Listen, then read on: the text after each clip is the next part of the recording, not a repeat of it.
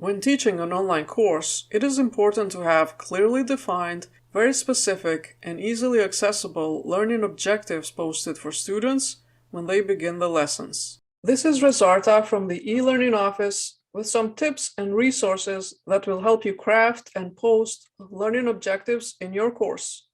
Learning objectives guide the learner along the learning path designed by the instructor. They make it clear to the learner what skill they will gain after completing each lesson and what is expected of them to successfully complete assessment activities during each milestone of the course.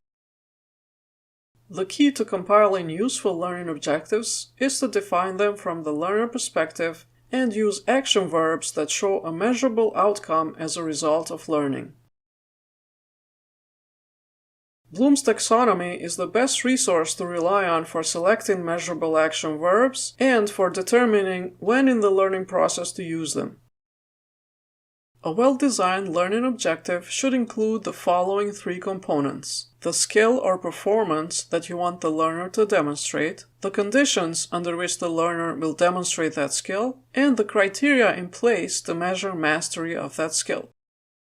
To make the learning objective and the necessary components as clear and easy to follow, here at UMass Boston, we recommend composing learning objectives in 3 parts for posting to Blackboard in the context of a weekly lesson.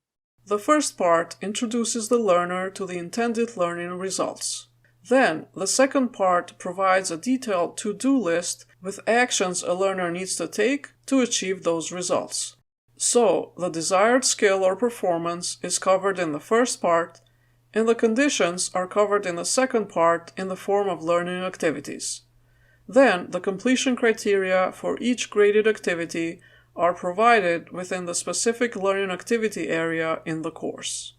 Usually, it is necessary to design more than one learning activity to meet one objective, and by providing this information in a list and through the designated activity areas, it will be easier for students to receive it and follow it. I will show you an example in a bit. Learning objectives should be made available at the beginning of each lesson or learning unit. In a regular semester, new topic lessons are introduced on a weekly basis, so lesson objectives would need to be posted for every weekly learning unit. The course mapping resources posted on our website and the Teaching and Learning online course will guide you through mapping your course objectives to weekly learning objectives.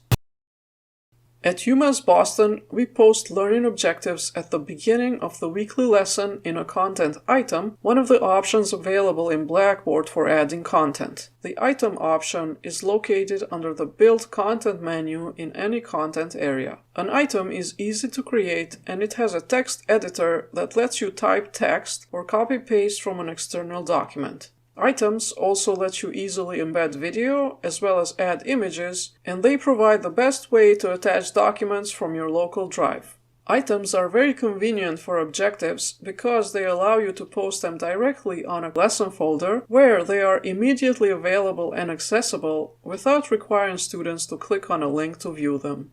Let me show you how to post objectives in an item in Blackboard.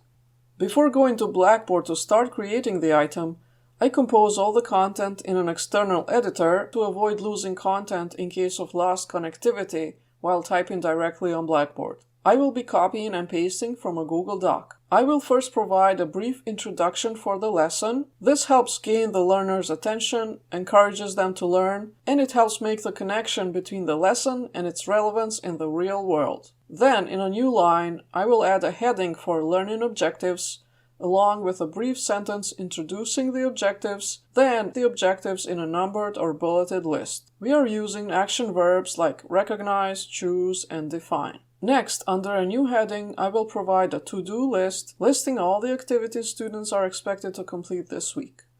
I will type a sentence introducing the list and then provide a numbered or bulleted list with the activities prepared for the students. This will help them prepare for the week and allocate sufficient time for the lesson. Again, I am using action verbs for each activity like read, watch, create, share. For additional guidance, I will add a line that clarifies where the detailed completion instructions and grading criteria are found. These are provided in the corresponding Learning Activity Tool area, in this case a discussion forum. Another best practice that we adhere to here at UMass Boston is to address the learners directly in the second person. You will learn instead of students will learn. This makes the learning experience more personal and communication more direct.